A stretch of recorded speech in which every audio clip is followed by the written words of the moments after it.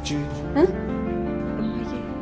ስንጫወት ያኔ ሆነን እኔና አንቺ በአንድ ልብ አርፈን በአንድ ልብ አርፈን አብረን ይኸውልሽ ሰላም፣ ስለምትናገረው ነገር ደንታ የለኝም። ስለ ገንዘብ፣ ስለ ሀብት፣ ስለ ውርስ ከሆነ የምታወሪው እኔ ስለ እሱ አይነት ነገር ደንታዬ ጉዳይ አይደለም። እሺ ይኸውልሽ እኔ ማለት በምድር ላይ ሊጠገን የማይችል ስብራት። ሰላምዬ በሰላም ተገላገለች። ነገር ግን የሰላምዬ ህይወት በጣም አደጋ ላይ እንደሆነና ልጁ ጥሩ ላይ እንዳለ ዶክተሮቹ ተናገሩ። ነገር ግን አቢጌል ልጁን ወስዳ ለማስመርመር ወስና ከአንድ ነርስት ጋር ተስማምታለች። አሁን ላይ ቤተሰቡ አስደንጋጭና ከባድ ነገር ያጋጠማቸው ከቀን ወደ ቀን አሁን ላይ አቶ ደረጀ ጭንቀቱ በዝቶ የወሰነበት ጊዜ ለመናገር ነበር። ነገር ግን አቢጌ አሁን ላይ እውነቱን ታውቂያለሽ ብላ የሆነ ምልክት አሳይታታለች። ከዛም ወደ ሆስፒታል ስትሄድ አቶ ደረጀና ዳጣ ሆስፒታል ያገኘቻቸው የሆነ ጥርጣሬዋ ልክ እንደሆነና የሰላምዬ ልጅ በእርግጥም የባለቤቷ እንደሆነ ተረድታ በጣም ነው የደነገጠችው። በሌላ በኩል ወደኋላ መለስ ስላደርጋችሁና አቶ ደረጀ ለወይዘሮ ማርቴ ከመናገሩ በፊት መጀመሪያ ዳጣ የሰላምዬ ልጅ እንደሆነች መጀመሪያ ለዳጣ መናገር ነበረበት። ነገር ግን አሁን ቸኩሎ ዳጣን ለሁሉ ነገር ተዘጋጂ፣ እዛው በአንድ እነግርሻለሁ ሲላት እባክህን የምትነግራት ከሆነ እኔ ወደ ጎዳና መለሳለሁ ባለችው ቅጽበት በጣም ተናዶ ነበር አቶ ደረጀ። በአንድ ስህተት ሁለት ልጅ ከሰላምዬ የወለደው ሰላምዬ እሱን ለመበቀልና አሁን ላይ ንብረቱም ሀብቱም ልጆቼ ይገባቸዋል በማለት ነበር ከዚህ በፊት የተናገረችው። ሰላምዬ እንደዚህ ታደርጋለች ወይም ለገንዘብና ለሀብት ብላ እንደሆነ ከሱ ሁለተኛ ያረገዘችው ማናችንም አላወቅንም ነበር። ሁለተኛ እንደተናገረችው ከሆነ ወይዘሮ ማርቲ ወደ ዱባይ በሄደችበት ቅጽበት ነበር ያንን ነገር ተጠቅማ አቶ ደረጀ ልጇን ትቶባት በሄደበት ቅጽበት ለመበቀል ያደረገችው መንገድ ነው። በዚህም ደስተኛ ነኝ፣ እስከ ወዳኛው የፈለገ ቢሆን አልናገርም ብላ አሁን ግን ይሄ ቤት ለልጆቼ ይገባቸዋል በማለት ነበር የተናገረችው። አሁን ላይ አቢጌ ሁሉንም ነገር ማስተንተንና ወደኋላ ማየት ጀምራለች። ሰላምዬ ያረገዘችበት ወቅትና እናቷ ዱባይ የሄደችበት ወቅት ተመሳሳይ ሆነ። ይህንንም ከዚህ በፊት በደንብ ተረታለች። ዳጣ የአባቷ ልጅ እንዳልሆነች ገብቷታል። ምክንያቱም ምርመራ ከዚህ በፊት አድርጋ ምርመራውን የቀየረችባት ዳጣ ስለነበረች። አሁን ግን የሰላምዬ ልጅ እርግጠኛ ነኝ የአባዬ ነው። ምክንያቱም ሰላምዬ ያረገዘችበት ጊዜና እናቷ ዱባይ የቆየችበት ጊዜ በስነ ስርዓት እንደተመሳሰለ ገብቷታል።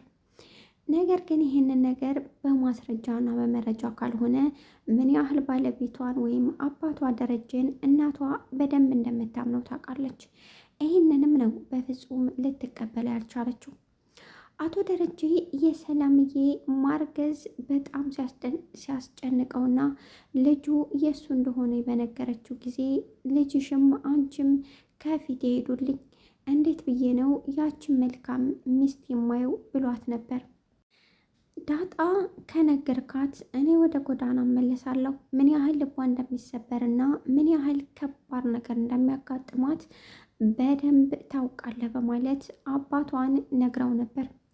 አቶ ደረጀ ልጁ ወንድ ልጅ እንደሆነ ባወቀ ቅጽበት ደስ ብሎታል። ዶክተሮቹ ልጁ በጣም ጥሩ ጤንነት ላይ እንዳለና በጣም ደስ የሚል ልጅ እንደሆነ ዶክተሮቹ ነገሩ። ነገር ግን አሁን ያሳሰበው የሰላምዬ ጉዳይ ነው። ሰላምዬ በጣም ከፍተኛ ህመም ላይ እንዳለችና በጣም እንደታመመች ዶክተሮቹ ጸሎት እንደሚያስፈልጋት ለአቶ ደረጀ ነግረውታል። በሌላ በኩል አቶ ደረጀ ባለቤት የሰማች አልሰማች እኔ ሳልነግራት በማለት ተጨንቋል። ናታን የዚህ ቤተሰብ መበታተንና ይሄ ቤተሰብ እንደማይሆን መሆኑ በጣም አዝኗል።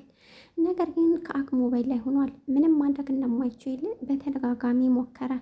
ነገር ግን ኤቢ ካላገባኝ የሚለው ነገር ግራ አጋብቷት ሁሉንም ነገር አቶ ደረጀ በነገረ ቅጽበት ነበር እኔ እኮ የታገትኩት በፍጹም እንደሚለው አይደለም።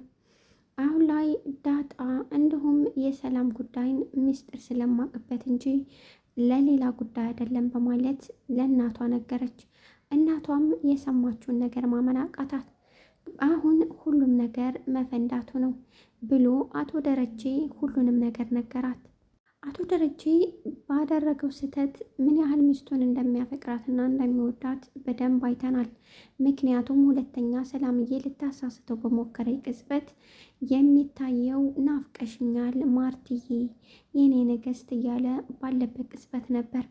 እኔ እኮ ሰላምዬ ነኝ ብላ ከዚያ በኋላ ልብሱን አውላልቃ እየደፈረችው። ይህም የሴትነት ባይሆንም እሷ ይሄንን አድርጋለች ለመበቀል ስትል። ሁለተኛ ሌላ መዘዝ ይመጣ ይመስላል። አሁን ሰላምዬ ትተርፋለች የሚለው በጣም አስጊ ነው። ምክንያቱም ሰላምዬ ባልተርፍ እንኳ መልካምና ሀብት ያለው አባት ሰጥቻቸዋለሁ ለልጆች ብላ የምታምን ስለሆነች ነበር ከዚህ በፊት አቶ ደረጀን ልጆቼ ሀብት አላቸው በማለት ያናገረችው። ስለ ሀብትም ሆነ ስለምንም እንድታነሺ በፍጹም አልፈልግም፣ ስለምን እንደምታወሪ ምንም አልገባኝም በማለት በጣም ተናዶ ነበር የመለሰላት። ወይዘሮ ማርቲ በሰማችው ነገር ራሷን መቆጣጠር አቅቷታል። ራሷን ስታ ሆስፒታል ገብታለች። ነገር ግን በጣም የሰጋችው ነገር ትክክል ነው ብላ ያሰበችው አቢጌል አሁን ላይ እውነቱ በዚህ መንገድ የበለጠ ሌላ እውነት እንዳለ ስታቅ በጣም ነው ያዘነችው። አቢጌል አሁን ላይ ለመበቀል ይሁን ለመለወጥ ምንም አልሞከረችም። አሁንም ተለወጪ በማለት አባቷ ብሏት ነበር። ነገር ግን እሷ ለመበቀል ነው። በእርግጥ አሁን ላይ አቢጌ የእሱ ልጅ ናት እየተባለ ብንጠይቅ ምንም ነውር አይደለም።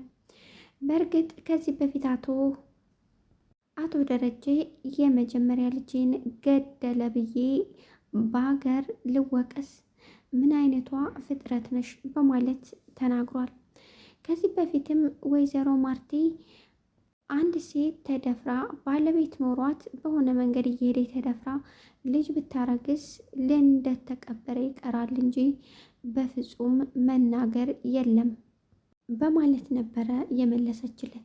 ስለዚህ አሁን ላይ አቢጌ የአቶ ደረጀ ልጅ እንዳልሆነች እሷም አንዳንድ እውነቶች እኮ ተቀብረው ይቀራሉ እንዳይወጡ በፍጹም እንዳይወጡ ተብለው ተቀብረውና ለማንም ሰው እንዳይናገር ይባላል በማለት ነበር ከዚህ በፊት የተናገረችው። በስተመጨረሻ የሰላምዬና የአቶ ደረጀ እውነት ሁሉም ወጥቷል። ነገር ግን በዚህ ውስጥ ያ ቤተሰብ ብትንትኑ ወጥቷል። ሁሉም ማልቀስና መተከዝ ሆነ። በዛ ላይ እናታቸው በጣም ታማ ሆስፒታል ውስጥ እንዳለች ባወቁ ቅጽበት በጣም ነው ያዘኑት። ኤቢ ግን ናታንን ስለምትወደውና ስለምታፈቅረው ስለሌላው ምንም አያሳስባትም። የሚያሳስባት የናታን ጉዳይ ነው። ናታን የእሷ እንዲሆን ብቻ ነው የምትፈልገው። የእናቷም እንደዚህ መሰቃየትና ህመሙ ምንም ነገር አልመሰላትም። እሷ ራስ ወዳድ ስለሆነች። ነገር ግን ዳጣ ለማባልበል ሞክራ ነበር። ከፊቴ እንድትሄጂልኝ እፈልጋለሁ፣ በፍጹም ከኔ ጋር እንድትሆኚ በፍጹም አልፈልግም በማለት ነበር ንዴቷን መቆጣጠር ያቃታት።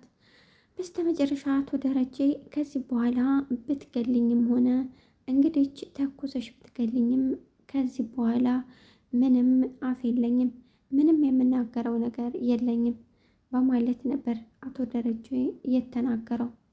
ወይዘሮ ማርቲ አሁን ላይ ልቧ ተሰብሯል። ምንም መናገር አልቻለችም።